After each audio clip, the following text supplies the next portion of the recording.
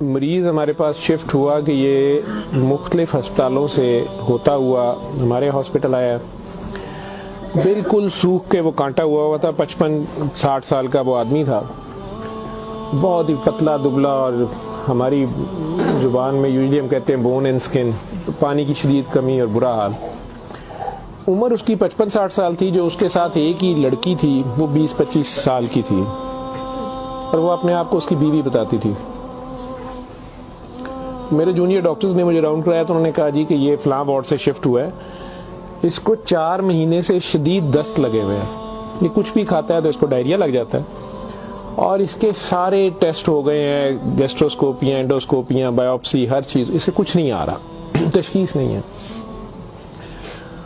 لیکن اب اس کی حالت اتنی بگڑ گئی ہے کہ یہ آئی سی یو میں شفٹ ہو گیا ہے, وینٹیلیشن کے لیے ہوا ہے, اور اس کو کوئی دوائی کام نہیں کر رہی ہے. بلکہ میرے ایک جونیئر نے مجھے کہا کہ جس وارڈ سے شفٹ ہوا ہے وہاں کی سینئر ڈاکٹر ایک ہیں, انہوں نے تنزن کہا ہے کہ ڈاکٹر صاحب نے کہا ہے صورت رمان سنانا, تو نہ تو ٹیسٹوں میں کچھ آ رہا ہے اور نہ کچھ آ رہا ہے. 4 ماہ سے ایسے ہے. جو ہسٹری ہوتی ہے, ہم جو ڈاکٹرز کامن چیزیں ہوتی ہیں وہ سارے پوچھتے ہیں. بچوں نے مجھے بتایا, جونیئر ڈاکٹرز نے, کہ نہ شوگر ہے, نہ یہ نہیں, وہ نہیں, فلانی. میں نے کہا کہ اس کا ایڈز کا ٹیسٹ کرا لیں. تو بچوں نے کہا کہ جی پچھلے سال اس کا ایڈز کا ٹیسٹ میو ہاسپٹل میں ہوا تھا, تب بھی اس کو اسی طرح ڈائریا لگا تھا, اور وہ نیگیٹو ہے, اور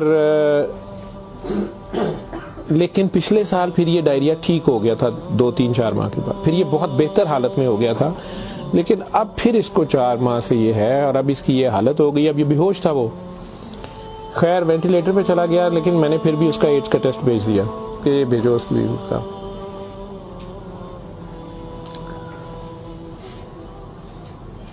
سورہ رحمان ہمارے آئی سی یو میں ویسے ہی لگتی ہے, صبح دوپہر شام, کئی بار مس ہو جائے, دن میں کم از کم ایک بار ضرور لگ جاتی ہے. کوئی نہ کوئی ڈاکٹر نرس ڈیوٹی اپنی سمجھ کے اس کو لگا دیتے ہیں.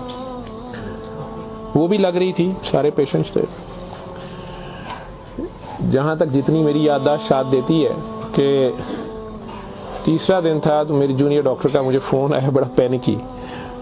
اس نے کہا کہ سر یہ پیشنٹ جو ہے اس کی حالت تو خراب ہی ہے, ویسے ہی ہے, بہتر نہیں ہو رہا یہ والا پیشنٹ, اس پہ اچانک ایک چینج آئی ہے کہ یہ سورہ رحمان جب بھی لگتی ہے, میں نے نوٹ کیا ہے, لیکن نرسز صبح سے بتا رہے تھے, لیکن میں نے یہ نوٹ کیا اب کہ جب بھی لگتی ہے اس کے ناک منہ سے, ویسے اس کے پائپ ڈالا ہوا تھا پھیپھڑے, ہم سانس اس کو مشین, سانس والی مشین سے جو ہے نا وہ اس کے لیے پائپ ڈالا ہوا تھا, ناک میں بھی ایک نالی تھی معدے کے لیے, بے ہوش تھا. اس نے کہا جی اس کے ناک میں سے سنڈیاں ابلنا شروع ہو جاتی ہیں باہر کو, اور نرسز اس کے اوپر ڈیوٹی کرنے سے تنگ ہو رہے ہیں. تو اب سکر ایک مشین ہوتی ہے جس سے ہم مریض کے اندر سے ایک بلغم نکالتے ہیں جو نیگیٹو پریشر سے سک کرتی ہے. سر اس کو ہم سک کرتے ہیں, لیکن یہ نہیں سمجھ آ رہی کہ یہ کہاں سے آ رہے ہیں. میں نے کہا اس کے معدے سے کھینچ کے دیکھیں, انہوں نے کہا جی ادھر سے نہیں آ رہے. میں کہ ان کی سانس والی نالی سے آ رہے ہیں, کہ اس میں سے بھی نہیں آ رہے. لیکن جب سورہ رحمان بند کرتے ہیں یہ ختم ہو جاتے ہیں, یہ باہر نظر نہیں آتے. یہاں ہماری ہڈیوں میں خالی جگہ ہوتی ہے, انہیں ہم سائنس بولتے ہیں ڈاکٹرز. میں نے کہا یار پھر اس کے یہ سائنس سے آ رہے ہیں, اور میڈیکلی ہم اسے میگٹس انہیں کہتے ہیں. ہم شوگر کا مریض بچڑا آخری سٹیج پہ, کئی بار اس کے زخم بہت خراب ہو جائے تو اس میں کیڑے کئی بار پڑ جاتے ہیں اس طرح. لیکن یہ چیز میں نے نہیں سنی تھی, اور نہ ہی اس کی کوئی, نہ وہ شوگر کا مریض تھا نہ کچھ اور تھا. میں نے ڈاکٹر صاحب سے کہا کہ آپ جو ہے نا اس کا یہ تو اب اینٹی بایوٹکس جا رہی ہیں, سارا کچھ جا رہا ہے, ویسے اس کے ایڈز کے ٹیسٹ کا پتہ کریں وہ کب تک آئے گا. تو مجھے لگ رہا ہے کہ اس کی قوت مدافعت کوئی نہیں ہے, اور یہ کیڑے اس طرح پڑ گئے ہیں, لیکن اس کے علاوہ کوئی اور رشتہ دار اس کا ہے ہی نہیں ہے, اور وہ کوئی چیز لا بھی نہیں رہی. دوائیاں بھی ہم نے خود اپنے فنڈ سے شروع کر لی ہیں. اس کا کرنا کیا ہے؟ اور مسئلہ یہ ہے کہ جس وقت سورہ رحمان لگتی ہے تو یہ کیڑے اس کے اب تو آنکھوں سے بھی کچھ نکلے ہیں, تو اس کے ناک اور منہ سے ابلنا شروع ہو جاتے ہیں. لیکن جب ہم بند کرتے ہیں تھوڑی دیر بعد وہ منہ میں کہیں نظر نہیں آتے. تو ہمارا یہ خیال تھا کہ سورہ رحمان بند کر دیتے ہیں. اس کی بیوی نے بھی کہا کہ یہ تم لوگ پھر بند کرو, پتہ نہیں کیا تم لوگ لگاتے ہو. تو وہ جو ہماری نان مسلم سسٹر تھیں, انہوں نے اسے کہا کہ میری بات سنو, مجھے نہیں پتا اسے کیا بیماری ہے, لیکن وہ اسے پریئر کہتی تھی. انہوں نے کہا جب یہ پریئر لگتی ہے نا یہ کیڑے اس کو چھوڑ کے بھاگتے ہیں, ٹھیک ہے. تو میں تو کہتی ہوں اس کو 24 گھنٹے یہی سنائی جاؤ. جب میں نے یہ باتیں سنی تو خیر میں نے کہا کہ اس کی بیوی کو کہو کہ وہ رپورٹ کا یا ہمیں رسید دے دیں, ہم خود اپنے طور پہ پتہ کر لیتے ہیں. تو میرے راؤنڈ کرنے کے بعد وہ بندی خود ہی آ گئی میرے پاس. مجھے نہیں پتا تھا کہ وہی سسٹر نے اس کی بٹھا کے کہیں کاؤنسلنگ کی تھی. اسے انہوں نے کہا کہ اس کو ہمیں شک ہے کہ ایڈز نہ ہو, کہ اس کی قوت مدافعت نہیں ہے, اس طرح کیڑے اس کو پڑ گئے ہیں, کچھ ہو گیا, شاید کمزوری سے ہو گیا, بیماری کی کمی سے ہو گیا. تو یہ اس کا ہم پتہ کرنا چاہ رہے ہیں. ادروائز تو جو دوائیاں ہیں وہ وہی رہنی ہے. کچھ طرح کی اس نے بات کی, کہتی کہ وہ ڈر گئی ہے تھوڑی سی, اور وہ کہتی میں نے بڑے ڈاکٹر صاحب سے کوئی بات کرنی ہے. بہرحال اب مجھے جتنا یاد ہے, میں 1 سال بڑی سوچا ہے اس کے اوپر کہ میں اس کو بیان کروں یا نہ کروں لوگوں کے سامنے. اس عورت نے بڑی خوفناک کہانی مجھے سنائی. جب اسے یہ ڈر پڑا نا کہ اس کو ایڈز نہ ہو اور اس کو نہ ایڈز لگ گئی ہو, اب وہ مجھے کہنے لگی کمرے میں آ کے کہ ڈاکٹر صاحب یہ جو میرا میاں ہے نا یہ اصل میں جادوگر ہے. میں نے کہا آپ نے تو پہلے دن لکھوایا کہ یہ رکشہ چلاتا تھا اور رکشہ ڈرائیور ہے. اس نے کہا جی یہ رکشہ ڈرائیور تو ہے لیکن یہ جادوگر ہے, کالا جادو کرتا ہے, لیکن کرتا قرآن سے تھا. مجھے ہنسی آ گئی, میں نے کہا یہ قرآن سے کالا جادو کیسے ہو سکتا ہے. بہرحال ٹو کٹ اٹ شارٹ, اس عورت کی ہمارے وہ ڈاکٹرز نے مجھے, چونکہ وہ ویڈیو میرے پاس وہ صرف پڑی ہے جس میں وہ کیڑے پلیٹ میں ہماری اسے ڈش کہتے ہیں اس میں وہ نکال کے وہ ڈال رہے تھے, تو مجھے انہوں نے بھیجے کہ اس کا کرنا یہ کیا ہے. پہلی رات جب انہوں نے مجھے میسج کیا رات کو واٹس ایپ پہ, تو وہ ویڈیو میرے پاس پڑی ہوئی ہے. اور نے مجھے بتایا جی کہ میں خود کسی کی بیوی تھی, اس کی ماں مجھے بڑا تنگ کرتی تھی اور میں چاہتی تھی کہ یہ میرے انڈر آ جائے. مجھے کسی عورت نے, دوسری نے بتایا, ہمسائی نے بتایا کہ یہ خامن تمہارا غلام ہو جائے گا, تم اس کے پاس چلی جاؤ. باقی تفصیلات میں نہیں جاتا. جو کچھ اس نے مجھے بتایا, اس نے کہا جی کہ یہ اس کا جادو کا توڑ ہی نہیں تھا اور اس کا کام لازمی اس کا ہوتا تھا, یہ جیسے بھی کرتا تھا.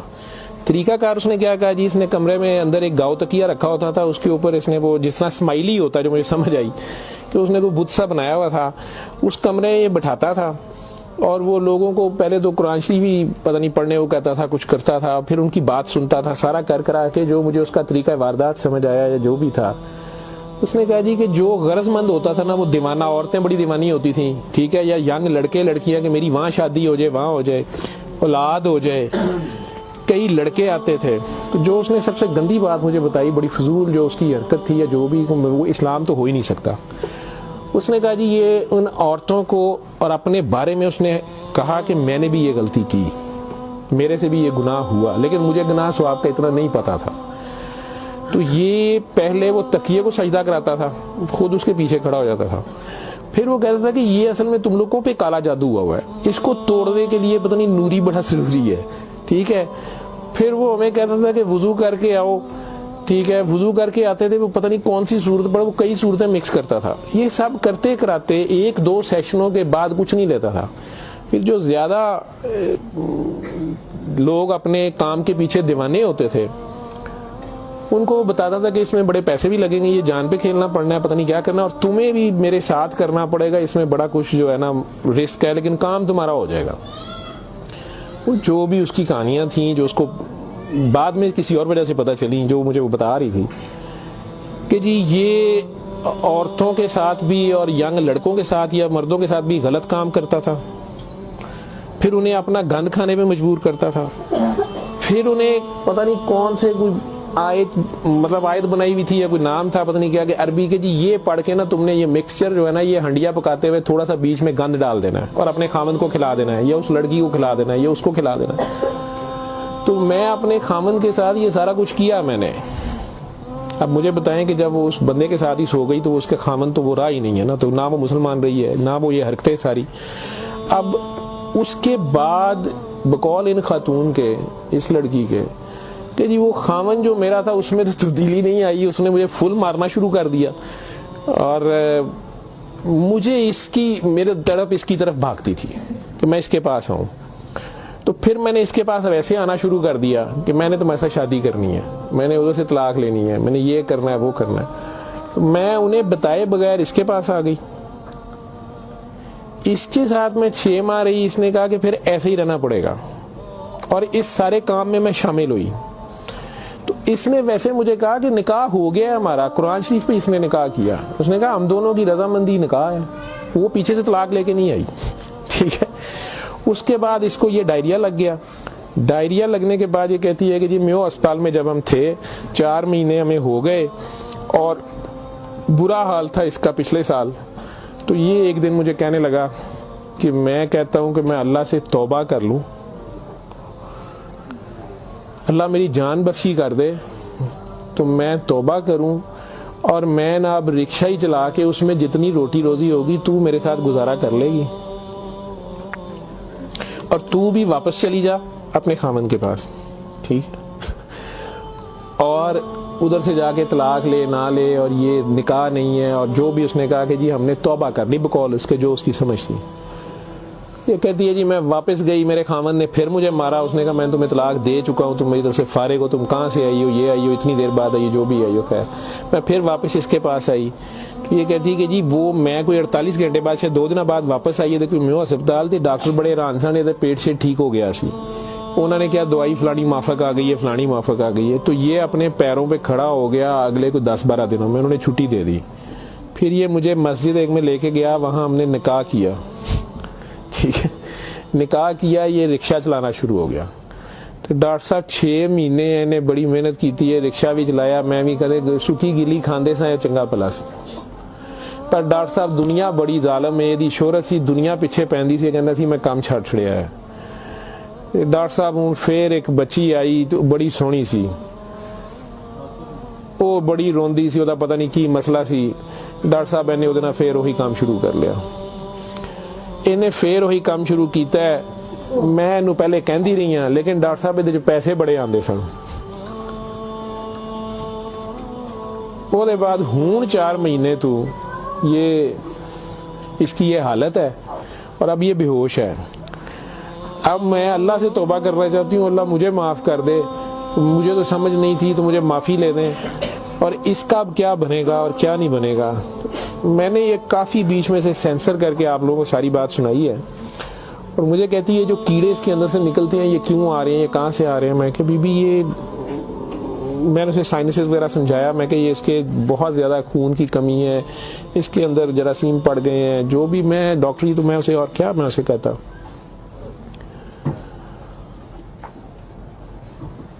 اور اس وقت ساری بات سنا کے تو اس نے وہ رپورٹ اندر سے نکالی, اور مجھے کہتی ہے جی یہ رپورٹ میں تو اس کو HIV کی رپورٹ تھی کہ جی وہ اتنے رپورٹ والے مینوں کہا ہے کہ ڈاکٹر صاحب فوراً جا کے دیو, تو تسی وہ لیبارٹری میں کہیں پوچھتی رہی. تو انہوں نے کہا جی تسی اتھوں جا کے پوچھو. تو میں دسیا میرے خامن دی, مینوں دسو, نے کہا تسی اپنی بھی کراؤ. تو ڈاکٹر صاحب یہ رات دی میرے کول ہے, تو مینوں تو نہیں بیماری ہوئے گی, میں سورۃ الرحمان سن لا. میں نے کہا جی آپ بھی سنیں, 7 دن سنے, میں آپ کو کیا کہہ سکتا ہوں. 1 دن وہ اور زندہ رہا, بندہ مر گیا. آخر تک اس کے کیڑے وہ آتے رہے اسی طرح. جب بھی وہ سورہ رحمان لگتی تھی وہ ایسے ہوتا تھا جیسے ابلتے تھے باہر کو, ناک سے اس کے, مطلب وہ 1-2 نہیں ہوتے تھے کہ جنہیں آپ پکڑ کے سائڈ پہ کر دیں. میں نے بتایا نا کہ وہ سکر مشین رکھ کے, تو اس سے وہ سکر میں ہم سک کرتے تھے اس کو سارا, وہ مشین میں جاتے تھے, لمبی سنیاں اس کی, ناک سے منہ سے. اور آخر میں وہ عورت بھی اس کی ڈیڈ باڈی لینے میں بھی تیار نہیں تھی. نہیں جی یہ میں انہوں کتنے دباں گی, یہ وہ. میں کہ نہیں اب اس کو, یہ تو آپ نہیں لے کے جانا, ہم ہاسپٹل سے ہم اور کیا کر سکتے ہیں. اللہ جانے کی سال پرانی بات ہمارے ہاسپٹل میں رہ کے گیا ہے پیش. اول تو مسلمان نہ جادو کر سکتا ہے, اگر وہ جادو والا علم کہیں سے سیکھ بھی لیتا ہے یا اپنے طریقے سے وہ سمجھتا ہے وہ جادو کر رہا ہے, تو وہ مسلمان نہیں رہتا. ایک چیز, قرآن کو ہی لوگ مس یوز کرتے ہیں, ناپاک حالت میں غلط طریقے سے بڑا کچھ کرتے ہیں, اور کئی بار ہم ناسمجھی میں بھی اپنا خسارہ بڑھاتے ہیں, ہمیں سمجھ نہیں ہوتی اور ہم کچھ چیزیں کرتے ہیں. قرآن خود کہہ رہا ہے کہ اس سے مومن کے لیے شفا اور رحمت ہے، اور ظالم اسی میں سے اپنے لیے خسارہ بڑھاتے ہیں۔ اپنی جان پہ ظلم کرنا بھی ظلم ہی ہوتا ہے۔ تو اول تو مسلمان جادو نہ کر سکتا ہے، نہ کسی دوسرے پہ کرواتا ہے، اگر دوسرے پہ بھی کرواتا وہ مسلمان نہیں رہتا۔ جب آپ جادو کے چکر میں پڑیں گے یہ خود شرک ہے، آپ اللہ بننے کی کوشش کر رہے ہیں نا، آپ اپنی مرضی کے ریزلٹس لینے کی کوشش کر رہے ہیں، ٹھیک ہے، مافوق الفطرت طریقے سے، اور پھر اس سے زیادہ بڑی بدبختی کہ اللہ کے کلام کو مس یوز کر کے وہ سارا کر کے، تو وہ مسلمان نہیں رہتا۔ میں نے اس دن بھی بتایا تھا، وہ بچی امریکہ سے جو فون کر رہی تھی آپ لوگوں کے سامنے، یہاں میں نے اسے کلمہ شہادت پڑھایا تھا، اسے دوبارہ کلمہ پڑھوایا تھا کیونکہ اس کو پتہ نہیں تھا، یہاں وہ آئی تو وہ اس سے یہی کام کسی اور نے کروایا، وہ مسلمان رہ ہی نہیں گئی ہوئی تھی، اور خامن سے لڑائی اس کی چل رہی تھی، ان کا آپس میں فساد ہو جاتا تھا، ٹھیک ٹھاک پرابلم میں تھے، صرف اسے دوبارہ سے باوضو ہو کے آپ کلمہ پڑھیں، زندگی میں اگر ایسی کبھی غلطی کر دی ہے تو اللہ سے معافی مانگیں اور دوبارہ سے کلمہ پڑھ کے مسلمان ہو۔ دوسرا، اگر آپ میں سے کسی کو وہم ہے کہ آپ لوگوں پہ جادو ہے، تو کسی بابے کے پاس جانے کی ضرورت نہیں ہے۔ یہ تو فٹافٹ آپ لوگ کہتے ہیں کہ جادو برحق ہے، اور جی جادو نبی کریم صلی اللہ علیہ وسلم پہ بھی ہو گیا تھا۔ نبی کریم صلی اللہ علیہ وسلم نے اس کو کیسے توڑا تھا، انہوں نے کیا طریقہ بتایا ہے؟ ایک بار سورہ فلق، ایک بار سورہ ناس، یا آپ 3 بار سورہ فلق 3 بار سورہ ناس پڑھ لیں، جادو ختم ہو گیا۔ اعوذ باللہ من الشیطان الرجیم پڑھتے ہی ختم ہو گیا۔ ویسے تو مسلمانوں پہ تو ہوتا ہی نہیں ہے، میں نے سورہ مومنون کی 89 آیت بار بار ریفرنس دیا ہے، میں کسی بحث میں نہیں مذہبی میں پڑھنا چاہتا، اللہ بڑے واضح طریقے سے اس میں بتا رہے ہیں کہ ان سے پوچھو، سورہ مومنون میں 84 سے 89 تک، ان سے پوچھو کہ آسمان اور زمین کا مالک کون ہے، یہ سارا کچھ کس نے بنایا، یہ فوراً کہیں گے اللہ نے۔ ان سے پوچھو تمہاری زندگی اور موت کا ہر چیز کون فانی، کہیں گے اللہ نے۔ ان سے پوچھو پھر تم کہاں سے جادو کر دیے جاتے ہو، جب ہر چیز کا مالک وہ ہے تو پھر یہ جادو تم لوگوں پہ کہاں سے ہو جاتا ہے؟ یہ ہماری اپنی سوچ میں ہوتا ہے۔ 99% لوگ تو سائیکی کے مریض بنے ہوتے ہیں، اور یہ اصل میں آپس کی نفرت ہوتی ہے، ہماری آپس کی نفرت، حسد، کینے، بغض، لالچ، ہوس، یہ جو ہماری سوچ کی لہریں ہیں یہ ضرور ایک دوسرے کو ڈسٹرب کرتی ہیں۔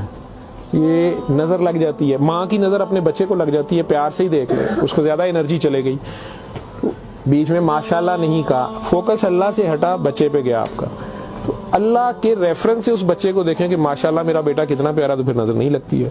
یہ باتیں آپ کو سمجھائی گئی ہیں کہ فوکس آپ کا اللہ رہے۔ نعوذ باللہ نعوذ باللہ نعوذ باللہ، کئی بچے میرے ساتھ زیادہ پیار سے جب زیادہ چلتے ہیں، آپ اللہ ہیں، نعوذ باللہ میں اللہ کیسے ہو سکتا ہوں؟ پھر انہیں میں کہتا ہوں کہ بیٹا یہ کفریہ کلمہ ہے، کسی بات سے کوئی بندہ مدتوں سے پھنسا ہوتا ہے، اس میں سے نکلتا ہے، کئی بہت بڑی بات کر دیتے ہیں۔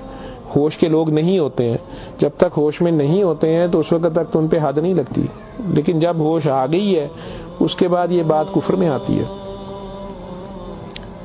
اور اللہ یہ برداشت نہیں کرتا۔ آپ ناسمجھی میں بھی کر رہے ہو، بچہ ناسمجھی میں بھی الٹی سیدھی حرکتیں کر رہا ہو تو ماں تو کان پکڑ لیتی ہے، اس نے بھی اسے سکھانا تو ہوتا ہے، اسے ثابت تو کرائے گا، پہچان تو کرا کے چھوڑے گا اللہ کون ہے، اللہ کہاں ہے، ٹھیک ہے۔ آیت الکرسی کا مطلب ہے کرسی کی نشانی، کرسی کا اشارہ، ٹھیک۔ جب آپ خوف کی حالت میں ہیں تو وہ پڑھ لیں، یا آپ کو لگتا ہے کہ ہمیں کوئی مسئلہ نہ ہو تو پڑھ لیں، تو اس کا مطلب یہ نہیں ہے کہ وہ آیت الکرسی کے لفظ یا آیت الکرسی کے وہ آپ کی حفاظت کرتے ہیں، اس کا مطلب کیا ہے؟ عربز کو تو پتہ چلتا تھا پڑھتے ہوئے کہ وہ کیا کہہ رہے ہیں، وہ ساری اللہ کی حمد اور اللہ کی شانیں بیان ہو رہی ہیں۔ تو کرسی کی بات ہو رہی ہے کہ کرسی زمین و آسمان پہ ہر طرف وہ ہے، تو اصل میں تو کرسی والے کی بات ہو رہی ہے، تو جو کچھ کرنا ہے کرسی والے نے کرنا ہے، تو اگر کرسی والے سے آپ کا دھیان ہٹ گیا، ٹھیک ہے، تو آپ کرسی کی پوجا شروع ہو گئے، تب بھی پھنس گئے آپ۔